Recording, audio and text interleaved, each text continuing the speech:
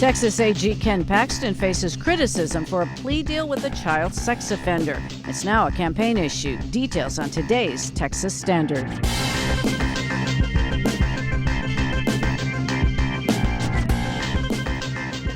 Texas Standard is a production of KUT Austin, KERA North Texas, Houston Public Media, and Texas Public Radio in San Antonio. I'm Angela Kocherga in El Paso. Also ahead, why the state is quickly becoming a hub for data centers with 30 projects alone in an area that stretches from Temple to San Marcos. Plus, Texas high school students are getting training for oil and gas jobs with help from the industry. Also, a photographer and a birding expert on bikes follow endangered whooping cranes migrating from Texas to Canada. And ahead of the World Cup matches in the Lone Star State, we preview a new podcast, When the World Comes to Texas. All that and more ahead on The Standard.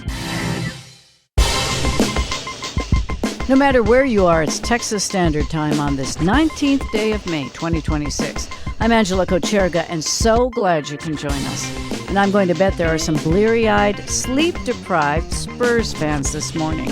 Like me, you stayed up late to watch the double overtime game last night that ended in a Spurs victory. Superstar or superhuman Victor Wembanyama's performance included 41 points, 24 rebounds, and 3 blocks to beat the Oklahoma City Thunder. Wemby also made history last night.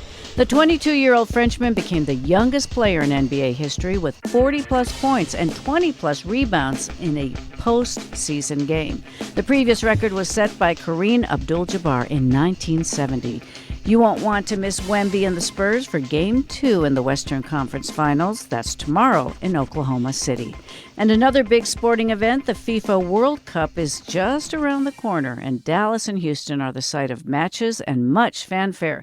David Brown will preview a new podcast from one of our partner stations, When the World Comes to Texas, a little later in our program. Now to our top story. Texas Attorney General Ken Paxton is under fire for a plea deal his prosecutors offered last month to a Waco man charged with repeatedly sexually abusing a young boy.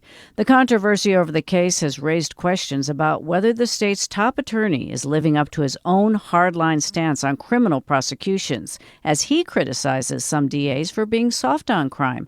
All of this is happening as early voting is underway, with Paxton in a runoff for a U.S. Senate seat, challenging incumbent John Cornyn. Here to tell us more is Nina Satija, an investigative reporter and editor for the Texas Newsroom. Nina, welcome back.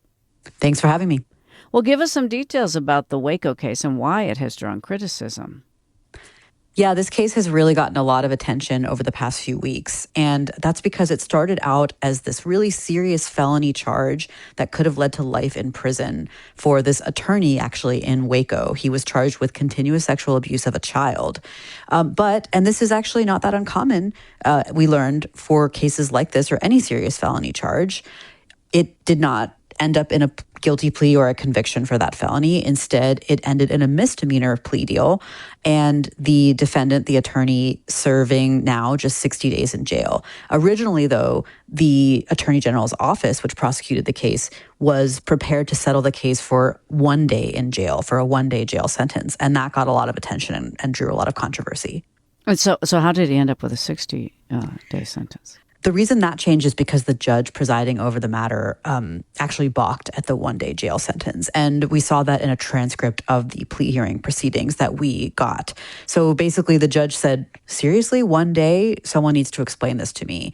And so Ken Paxton's prosecutors actually came back and said, okay, 30 days. And a couple weeks later, during the final hearing, the judge again said, I'm not so sure about this. And he insisted on 60 days. And so that's how they landed on that final sentence. Well, this is not the only case where Paxton's office has drawn criticism for a light sentence or a plea deal. Tell us about some of the others. That's right. Actually, the judge during the final sentencing hearing brought up another case, also in Waco, that the Attorney General's office prosecuted. Similar kind of deal in some ways. A serious felony charge resulted in a minor misdemeanor plea deal and just a 4-day jail sentence in that case. But that was a totally different case. It was actually a murder for hire case. Pretty interesting details as well.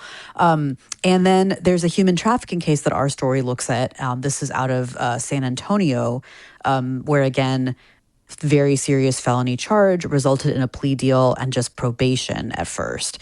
Now, it's really hard to draw a conclusion just from these three cases. They're certainly getting a lot of attention, and Paxton's political opponents and other detractors are pointing to them as sign of a pattern. But according to the court records that we looked at and the experts we spoke to, it's just really hard to say. This is really, in a lot of ways, emblematic of the reality of prosecuting in a courtroom.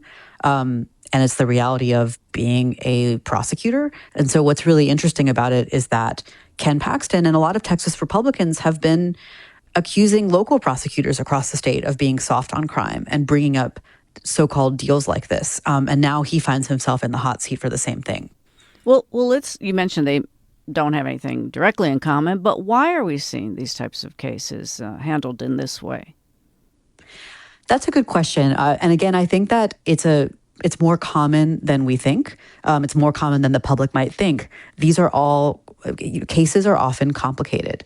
The charges might sound really serious, and they are really serious. The accusations could be very serious. But then you've got to prove beyond a reasonable doubt to a jury that this person committed this crime. When it comes to child sex abuse, that can be tricky because a lot of child sex abuse cases don't have physical evidence. They're probably not on video. There probably aren't witnesses.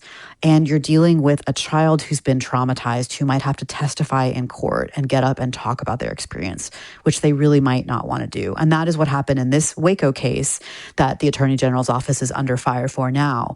Originally, the child victim was willing to get up and testify about his experience. He did that. The jury could not come to a resolution. They couldn't come to a verdict. And the child did not want to testify again. So these cases can end up being really complicated when you actually have to sit in a courtroom and litigate them. And I think that's what a lot of the public doesn't understand. Yeah, you have those hung juries. But it also, from your story, your reporting, it shows the mother is not happy with the outcome, the mother of this child. That's right. The mother of the child is unhappy with this result. And she is actually working with local lawmakers to try to get laws changed, she tells us. But it's just a really tricky situation. She also acknowledged to us in an interview that her child did not want to testify again. And that is part of the reason that this is the result that came of that. Well, has Paxton or his office offered any explanation about the plea outcomes and these light sentences? Paxton's office didn't respond to our request for comment, but the two prosecutors who worked on this Waco case actually published a letter, or they made public a letter about the decision to reach this plea deal. And that was pretty extraordinary. You don't see prosecutors, local or state, weighing in on cases that don't reach a conviction very often. And they basically said, look, this was a really difficult case. We had the child victim in mind, top of mind. And we tried the case. It ended in a hung jury, and the victim did not want to testify again. So they actually made those details public, which was pretty interesting. And that was their response when it came to this case. That one case, nothing about the other ones under criticism. That's right. We asked them about the other cases as well, and they did not respond. Well, there are plenty of attack ads about this issue right now. Is it a liability for Paxton as he, faces this runoff against incumbent John Cornyn for that Senate race? He's certainly getting a lot of criticism online. I think the most interesting thing is, too, that in Waco, the local community is definitely upset. There was a protest outside of the local courthouse before the final plea deal was reached. But, Paxton has weathered a lot of controversies and, frankly, really big scandals. That has not affected his popularity within his base, and Republican primary runoff, not a very high turnout. You're going to have some really engaged Republican voters. So it's just hard to say, but certainly his opponent, John Cornyn, the incumbent senator, and his other political opponents, even on the Republican side, are absolutely trying to use this issue to go after him in these final days before the primary. No, we'll all be watching as Election Day nears. We've been speaking to Nina Satija, an investigative reporter and editor for the Texas Newsroom. Nina, thank you so much. Thanks for having me.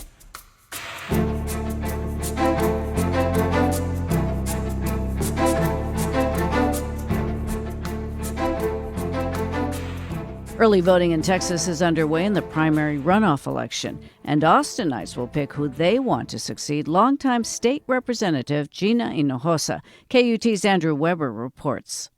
On paper, Montserrat Garibay and Kathy Tovo are a lot alike. For one, they're both trying to be the spiritual successor to Gina Hinojosa, a Democrat who's held the Texas House district that stretches from southwest Austin all the way up to Runberg, carving through central Austin and the UT campus. Hinojosa, who's running for governor, is not seeking re-election. Like her, both candidates are squarely focused on public education. The paths they took to get there, scrapping their way out of an 8-candidate Democratic primary to the runoff, are markedly different. Let's start with Garibay. Garibay worked as a teacher in the Austin Independent School District and an organizer with Education Austin, the city's teacher union, before working in Washington under the Biden administration. Taking a break from block walking, Garibay said teachers and staff at Austin ISD feel like the district is in free fall, facing a $181 million shortfall, school closures, and possible layoffs. Garibay says the state's voucher program to give private schools public money, pushed by Governor Greg Abbott, isn't helping. Educators and family members are really worried about the vouchers that are going to private schools. So the number one issue has been education. Garibay says she would push to change the so-called recapture process, which sends billions of dollars out of property-rich districts like Austin ISD every year. Tovo largely agrees with Garibay. The former Austin City Council member says she wants to bring her experience at City Hall to the Texas Capitol. Tovo says Austin ISD's problems are the product of years of mismanagement at the state level. She also took a break from block walking last week to talk priorities heading into the runoff. The Republican legislature refuses to fully fund our public education. So that is definitely one threat. Tovo says as a former Austin City Council member, she's used to operating in opposition to the legislature, but that experience also gave her a broader skill set that she thinks will be useful for District 49. Everything from Austin energy rate negotiations to affordable housing bonds to paid sick leave. The legislature very often takes aim at Austin. And so having somebody in this seat who has been on the other side of that issue and is fully prepared to stand up for Austin policies, to stand up for our city and defend it when necessary is important. As an educator, Garibay says she's more uniquely positioned to tackle public education issues at the Capitol. She points to her efforts to lobby for pre-K at the legislature in 2011 when she first joined Education Austin. It was a balance of both stubborn advocacy and knowing how to curry favor with lawmakers across the aisle to get things done, she says. That would be helpful in the overwhelmingly Republican Texas House. We can kill points of orders and do big speeches in the Capitol, but we really need more than that. We need someone that can work in collaboration with others, that can build bridges, let's say, and really bring the people together. Republicans did not field a candidate, so the winner of the runoff will take the seat. Early voting runs through May 22nd, and Election Day is May 26th. I'm Andrew Weber in Austin. Support for Texas Standard comes from the online UT High School, offering a full-time diploma program for remote, asynchronous learners throughout Texas. More at highschool.utexas.edu/tuition-free. Support for Texas Standard comes from Texas Mutual Insurance Company, committed to strengthening the state's workforce and its communities through safety and wellness grants and education initiatives. More at texasmutual.com/community impact.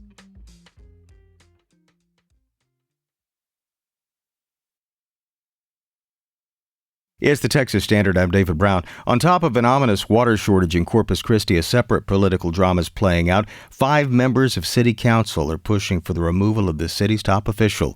Yesterday, attorneys for Mayor Paulette Guajardo told a federal judge City Council doesn't have that removal authority. Rob Boskamp of KEDT has more. U.S. District Judge George C. Hanks Jr. noted during Monday's hearing that a ruling on Guajardo's request will be issued later this week once he concludes an ongoing criminal trial. Guajardo faces allegations of malfeasance tied to a 2024 City Council vote on a $2 million taxpayer-funded incentive for a downtown hotel project. From that, 5 City Council members voted to advance a petition seeking Guajardo's removal from office. Last month, Guajardo challenged the removal process with a lawsuit which names the city of Corpus Christi and the 5 council members as defendants. It's unlikely the ruling will be made before Tuesday's city council meeting when a pretrial hearing is scheduled for the removal proceeding. I'm Rob Boskamp in Corpus Christi.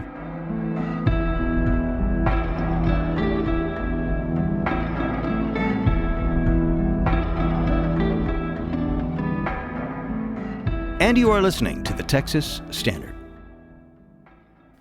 Something we've been tracking closely here at the Standard is just how rapidly Texas has become ground zero in the data center boom. According to one projection, we could pass Virginia as the largest data center market by 2030. And we're not just talking about the rural parts of the state where we're seeing all this growth. The Austin Business Journal counts 30 data center projects from Temple to San Marcos. Justin Sayers is a reporter with the Austin Business Journal, and he's on the team following this. Justin, thanks so much for joining us on the Standard. Yeah, thank you so much for having me. You just published a story that centers around Caldwell County, which is preparing to make an investment of something like $20 billion in 4 data centers. What can you tell us about these projects? Where's this $20 billion going to, and where's it coming from? Yeah, so you mentioned that 30 number. That actually might be an undercount. Those are the only ones we know about. But this boom that's been happening in the data center industry has been going on for several years and has really ramped up in the last couple years. But Caldwell County was one of the first to start seeing this. And we've tracked at least 4 that we know of. And that $20 billion investment is across several of these data centers at the full build out of these campuses. And frankly, that might be an underestimate on the investment as well. Wow. Okay, well, when we talk about investment of $20 billion, are we really talking about like tax incentives, that sort of thing? No. So when we track that number, and that number, it refers to the amount of money that these buildings and the equipment inside of them cost. So it's really the taxable value. So a building itself is not going to be worth a ton. But when you put these, servers and other stuff inside of it, that's what really constitutes the major cost. And that's what they're ended up being taxed on. I want to make sure I understand how this is structured, because I'm not sure that I do. So when a data center comes in, they're going to build there. Obviously they're going to be buying the property, constructing a building. Building doesn't have a whole lot of that's not where the money is for Caldwell County. It's in building it out as a data center, and so you're going to be generating revenue, and you're going to have to pay on your earnings. Am I right so far, normally, in terms of the way that would go? A little bit. I mean, it's all what comes back to what the county can tax you on. And, there's real property, and then there's inventory and the stuff inside. Right. So that's where the costs are. And again, they set the tax rate, but then they also assess these buildings like they assess your home. And the assessment goes up based on that equipment that is inside. Okay, so they should be able to collect on those assessments, but they're striking deals with these data centers in which the data centers will pay a certain amount up front as like one lump sum check in exchange for those assessments being what, deferred, lowered, and so the county's not getting that money. It's the way that there was a bill that was passed that flew a little under the radar, but it caps that increase on revenue total to 3.5% that counties and cities can collect. So they can't, get the full benefits of this huge investment, even if they assess it at its full value. Other cities and counties are at least starting to publicly acknowledge that this law and imposition exists. So we'll see what, they try to do on top of this, and if it does get brought back to lawmakers next session. You spoke with a Caldwell County Judge, Hoppy Hayden. He's actually encouraging his constituents to call and complain to state reps. But I guess I understand why he feels powerless here. It's hard for the everyday taxpayer to understand exactly what is going on. For sure. And I think, this all comes back to that fight that has been going on for pretty much the entire history of Texas of, property owners' rights and what cities and counties can control. But right now, as it stands, counties can't do much. And you're seeing this around the state where counties are trying to impose moratoriums on data center development. We actually had one county in Texas, Hill County, become the first known to pass a data center development moratorium. These have been threatened by people like Senator Betancourt, who chairs the local government committee for the Senate, with legal action. And, we had one county here, Hays County, mull one over, and they ended up backing out because of that threat of legal action. So we're seeing where these are going to go. Judge Hayden is very upset. If you read the quotes in our story, he's not very optimistic that the legislature, they're going to do anything, but he said he's going to be there fighting against his own party as a Republican. Yeah. As a Republican, pushing back against something that Republicans have been really big boosters for. In fact, Hayden is actually floating a piece of legislation of his own that would sort of throttle the water use for these data center projects, sort of a bit like coming up from behind him with a lead pipe here, saying, no, you can't, even if you build here, you can't use the water. Yeah, so one of the interesting things, again, going back to what Caldwell County is doing and what counties can do, is when right now counties don't have control over things like zoning or land use or anything like that. So by entering into these development agreements, they can actually do things like capping water use and require them to use closed loop systems. What Judge Hayden wants to do on a legislative level is cap the water use on all data centers to 200 gallons per megawatt. To put that into perspective, a home usually uses between 5,000 and 10,000 gallons of water. So, it would give some wiggle room on the typical use of a home to compare it to that and protect those natural resources. I don't know if you're familiar with the expression, the worm is turning. But, it sounds like, in fact, there's maybe a reversal of fortune in the not too distant future, the pushback against some of these data projects. For sure. I mean, we're seeing this from every angle in every community that I cover, which is the suburbs around Austin and the areas around Austin. And every community, the story is very much the same. Neighbors and citizens going in and expressing concern about these coming to the town and the impacts. And, it's definitely going to be a fight that's going to be taken to the legislature next. Justin Sayers covers economic development for the Austin Business Journal. We'll link to his latest reporting, texasstandard.org. Justin, thanks so much. Yeah, really appreciate you having me on. Oil and gas companies are creating a pipeline of future workers with training programs in some Texas high schools, and the effort has ramped up under President Trump. We'll delve into the details when the Standard continues. Support for Texas Standard comes from Texas CASA. For a child in foster care, small moments today can have a big impact tomorrow. More on how lending time and support can help make a difference at becomeacasa.org. Support for Texas Standard comes from HEB and the My HEB app, which is available for download, and shopping fresh departments like seafood, produce, bakery, and deli, and scheduling curbside pickup or home delivery. More at heb.com.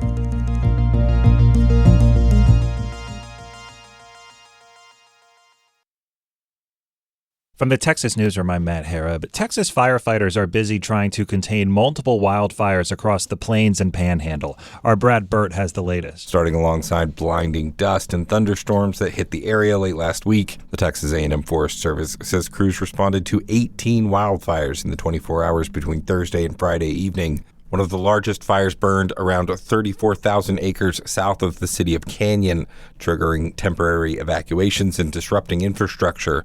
The fire shut down traffic on I-27 and destroyed a trestle bridge on the important railroad corridor between Lubbock and Amarillo. Another fire that started in eastern New Mexico eventually stretched into the Texas Panhandle, burning more than 30,000 acres. Both these fires have since been contained. With the potential for thunderstorms in the region, fire danger conditions are expected to decrease as the week progresses. I'm Brad Burt in Lubbock. The owner of a gun shop in Austin says two of the suspects in the shooting spree over the weekend have a history of trying to steal from his shop.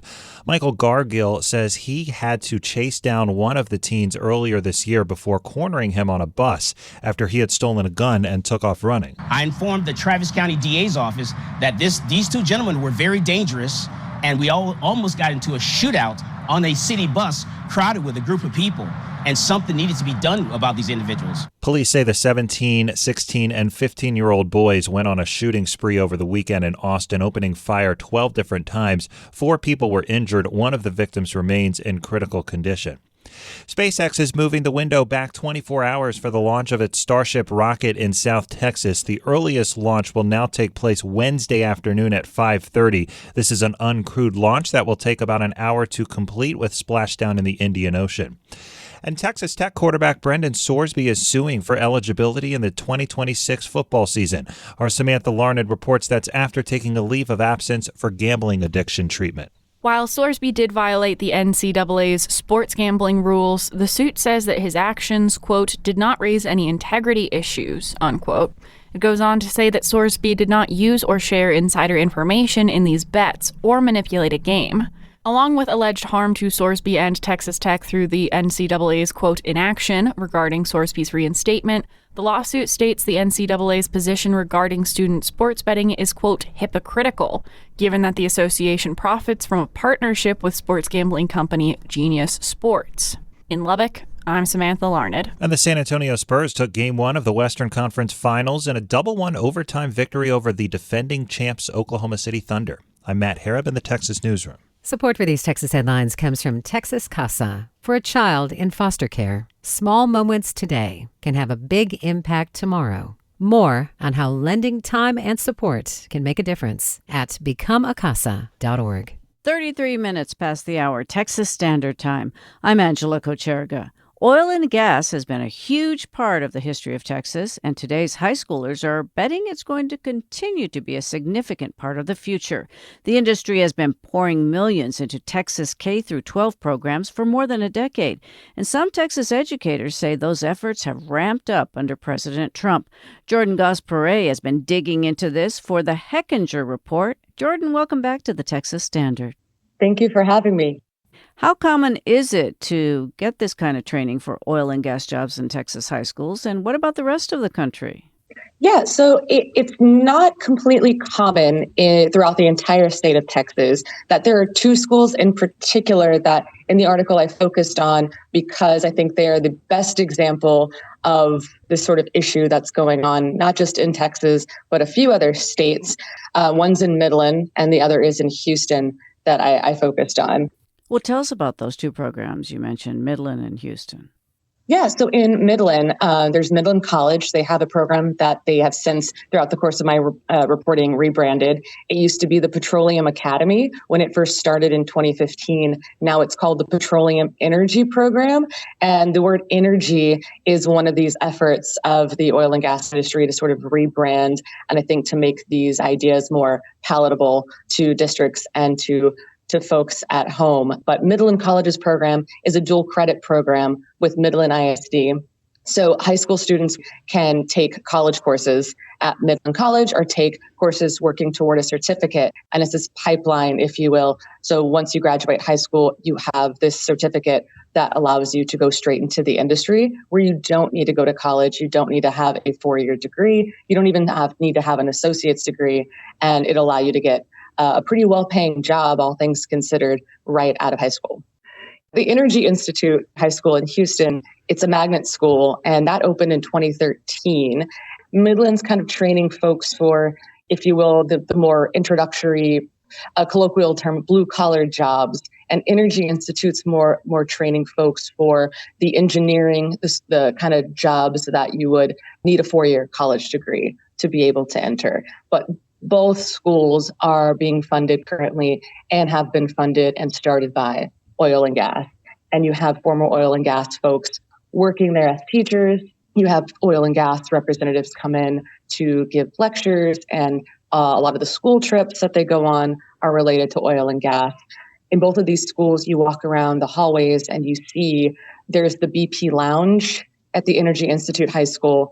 Midland College, you're walking around where the program is, and you see banners for different oil and gas companies. I found it, walking around these schools, hard to escape oil and gas, even going to the restroom. Well, how have these programs and interest in them changed under President Trump? I would say that specifically with Midland College's program, enrollment did start going down right around the time, with Biden administration, but also thinking about the COVID-19 pandemic. But now you're starting to see a slight uptick. And these students that I talked with at that school in particular were very much, and the teachers I talked with, very much excited about the Trump administration and the drill baby drill kind of mentality that's come back to the area. And there's a lot of optimism because of the Trump administration. Well, you kind of alluded to this. Not everyone loves that there's so much oil and gas influence in these schools. What do the critics say about it?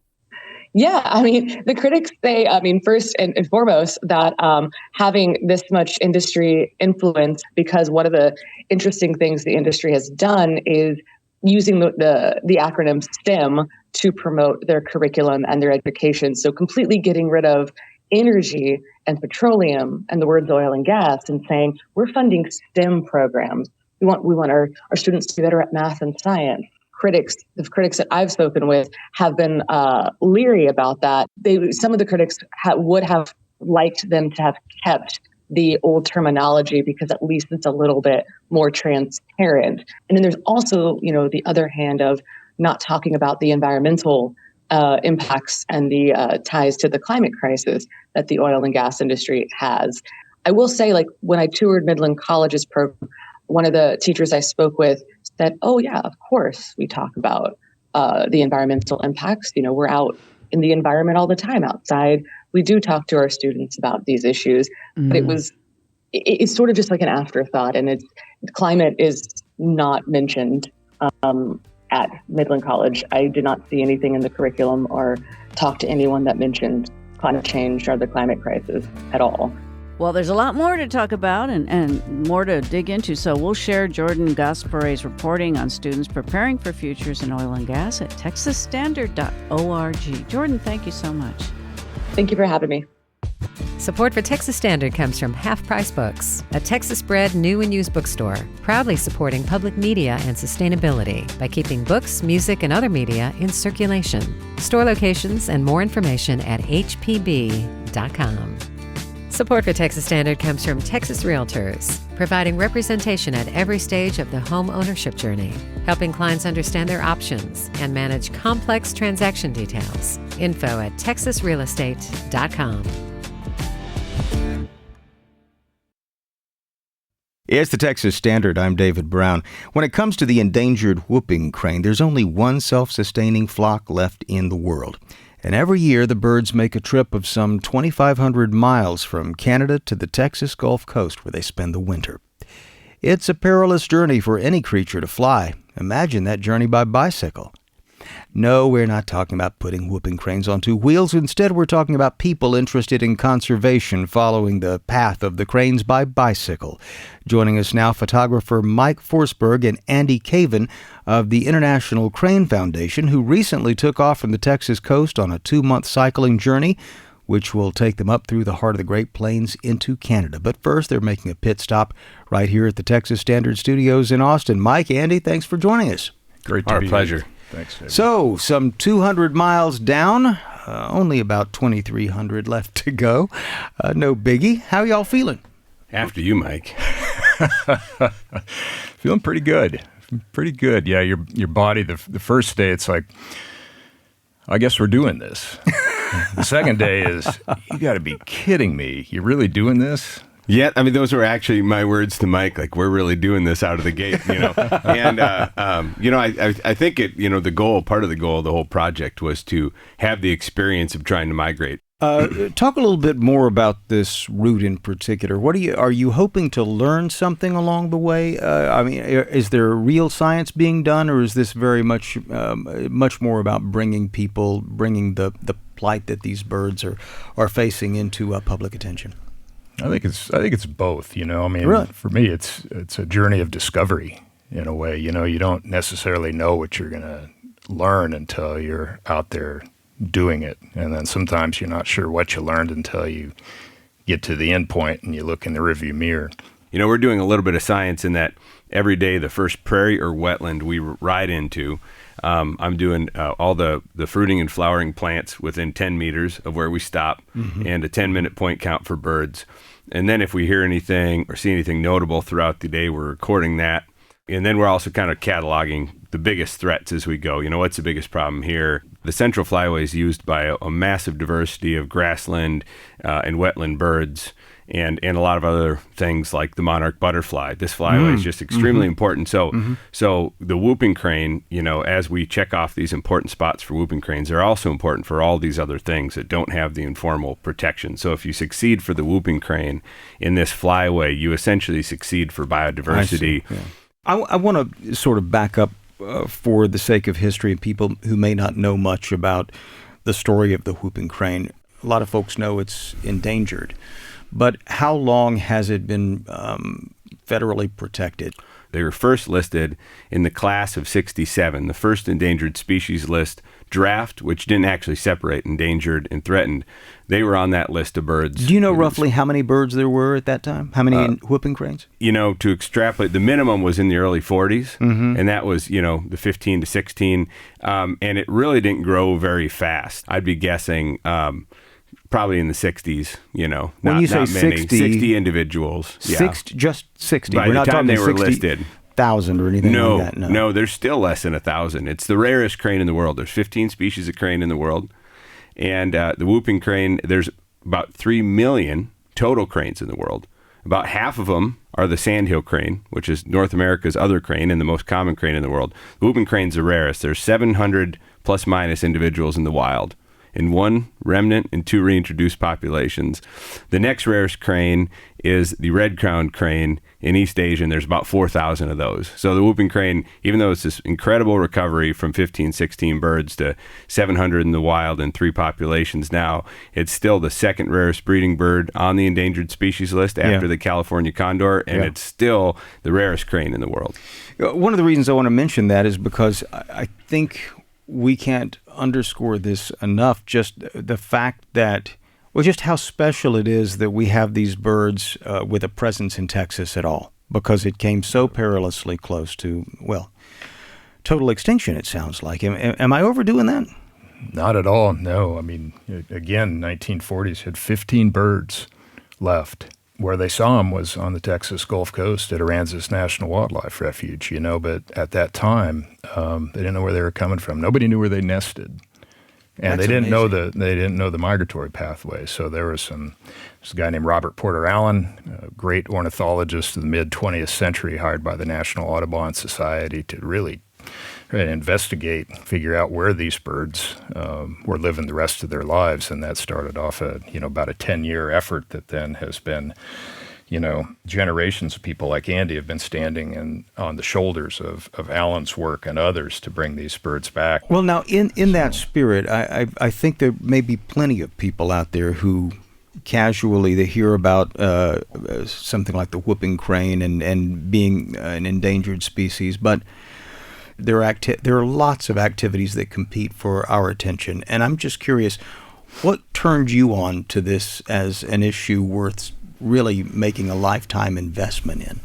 If a kid has a chance to see a whooping crane in a generation, that's a big success. And I think it means a lot, that we have a legacy of preserving a world that's healthy, and it's healthy not just for the cranes, but also for us. For instance, water quality. If you have a good, basin management plan, you can have cleaner, healthier, more abundant water that supports wildlife and also supports people and is used sustainably, and we have to think longer than one generation. I mean, I know that whooping cranes will migrate over the top of Austin, Texas. And imagine that you're down here, somewhere in the middle of Austin, and you happen to look up and it's April, and you look up in the sky and you see this 5-foot tall bird with a wingspan that's as large as an NBA basketball player flying over the middle of the city, heading north. And my God, if that doesn't make you just stop for a second, then there's probably something that's not in your heart, These are chill bumps right here. I got to push them back in. I hear what you're saying, and I understand the passion. I want to get back to the bike ride now, because you're trying to be a little bit of that spark for somebody, I guess. As a practical matter, how much is this testing you? I mean, neither of you are professional bike riders, and so you're now a couple of days into it. What's it feeling like? I mean, for me, I've got a couple creaky joints, and for Mike, he's getting a little more on the muscle cramp side. So we're not even having the same issues, but we're doing the same thing because we're different birds, which speaks to the ecology of it. In today's modern world, it's been very hard to plan with people because everybody's, when you're going to get here. I was like, well, is it going to rain tomorrow? And I don't know if we got 50 or 60 in us or 40 tomorrow. I don't know, and we don't want to miss any opportunities to talk to a group of kids or meet people, because that's what this is about. Yeah, and it's not trying to be too polemic about anything either. It's just meeting people where they're at, and if they're interested in what we're doing, we'll tell you more. And maybe the most important thing of all is to listen to them. Be a doorway for this. That's the voice of Mike Forsberg, conservation photographer and co-founder of the Platte Basin Time Lapse, and Andy Caven. He's the International Crane Foundation's director of Central Flyway Programs. They're currently biking across the U.S. and up into Canada to raise awareness about the endangered whooping crane. And we're going to have a link where you can follow along with their journey, maybe even join in along the route over at texasstandard.org. We'll also have an extended version of our conversation there. Mike, Andy, thanks so much for taking time out of your journey to talk with us on The Standard. We appreciate it. Truly our pleasure.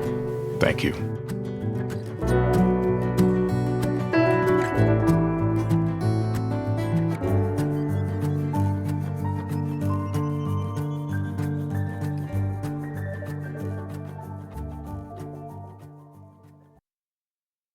It's the Texas Standard. I'm David Brown. This summer, football's about to make a huge splash here in Texas, and there won't be a gridiron in sight.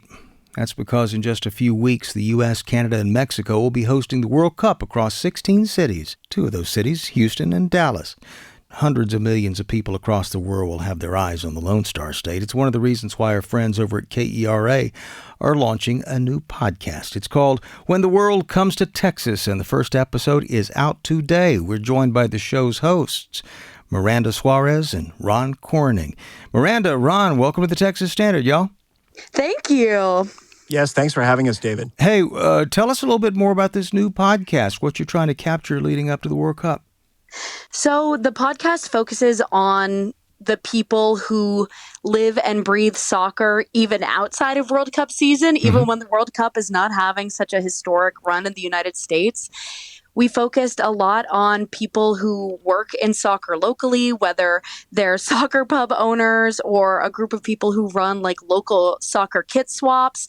We wanted to highlight people who are really integral to the soccer culture here in North Texas. Ron, I have to ask, because I know soccer's been getting a lot of attention, certainly more in more recent years than in the past. You think there's enough to support the podcast? You must. Well, I certainly do. If you really look at the history of soccer in this country and in North Texas specifically, as we found doing this podcast, there's been a pretty robust movement happening by its own merits all across North Texas. We may not be as aware of it because maybe we're too centrically focused on our own sports in this country. But as we began to unearth sort of the movements in Dallas in various corners of North Texas, we began to see that there really is a solid community here of passionate soccer goers and soccer enthusiasts. And I think we will find a broad audience, especially with so many people from all over the world coming here to Texas and wanting to know more about what the culture is that already exists. Miranda, what kind of soccer fan are you? Are you loyal to a particular team or not so much? That is an excellent question. So I actually married into a family of soccer fanatics. Wow. Yep. My father-in-law was born and raised in London, and after moving to the U.S., instilled the obsession in his son, who I then married. So we are a Liverpool household through and through. You'll never walk alone. So I will never walk alone. No, exactly. You won't. Yeah. World Cup obviously gets billions of viewers, and of course, countries and cities that are part of this, they have to make a lot of concessions to FIFA. Have you been hearing much about that from your listeners and from folks up there in North Texas? I think the economic impact is something that we're going to be watching, particularly just because I know reports in the Texas Tribune recently said especially things like hotel blocks are not going as robustly as perhaps expected. I am curious. It's always a conversation around the Olympics. Every time the Olympics rolls around, there is always a conversation about whether it was worth it for that host city to even do it. Right. I'm curious what that will be surrounding the World Cup. Obviously, it's not a situation in which they have to build a new stadium for it. Everything's going to be at AT&T Stadium in Arlington when we're talking about the Dallas area games.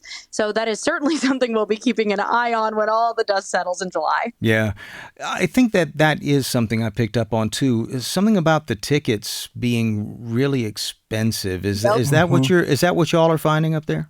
Without question. Without question. In fact, I spoke with someone from Houston who's involved in reffing soccer games. He's very big in that area of sports in Houston, and even an effort to try to volunteer to get access, to even be part of it in any such way, was something he couldn't accomplish. So there have been a lot of conversations about access. What does it cost?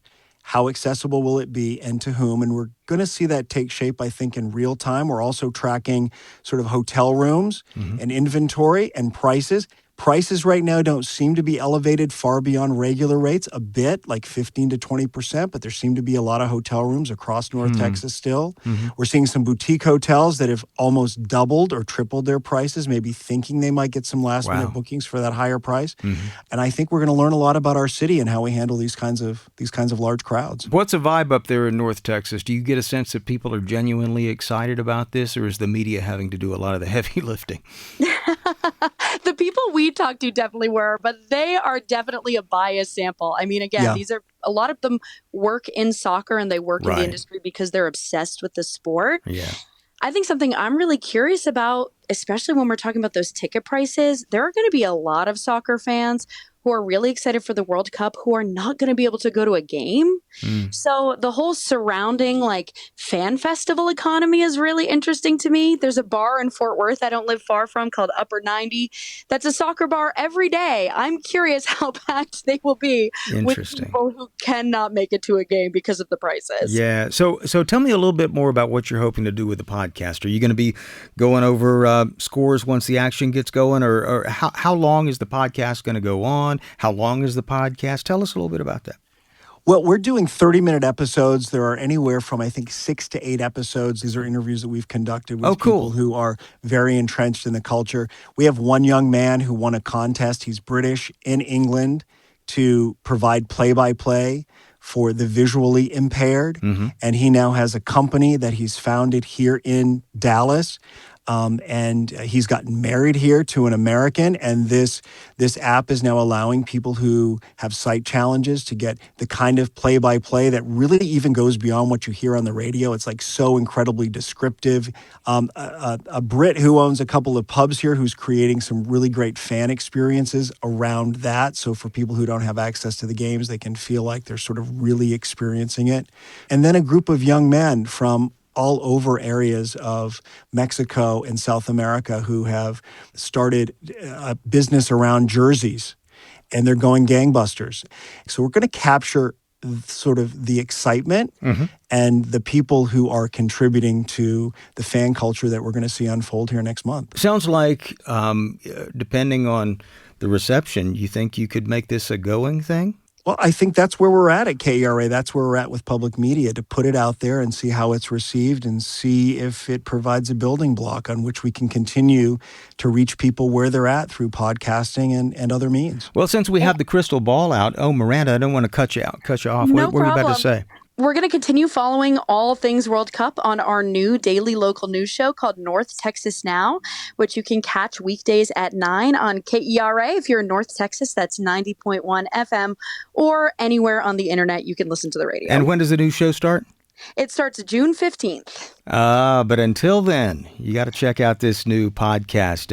The title of the podcast is When the World Comes to Texas, and it's out today. We've been speaking with the show's hosts, Miranda Suarez and Ron Corning. A taste of what's to come, folks.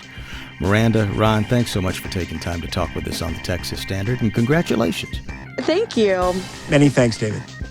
We're out of time for today's program, but you can keep up with the news 24/7 at texasstandard.org. And look for us on social media at Texas Standard. Our producers and reporters include Sarah Ash, Shelley Brisbane, Michael Marks, and Sean Saldana. Raul Alonso is our digital producer, and Leah Scarpelli is our director. And this week, Reina Sevilla is our technical director. The Standard's managing editor is Gabriel Munoz. Our managing producer is Laura Rice, and our executive producer is Rhonda Fanning. From all of us at The Standard, thanks for listening. Hope you can join us again tomorrow. I'm Angela Kocherga, wishing you the very best from El Paso. Philanthropic support for Texas Standard comes from Casey and Scott O'Hare, the Winkler Family Foundation, Lynn Dobson and Greg Wooldridge, Adrian Killam, and the George Huntington family.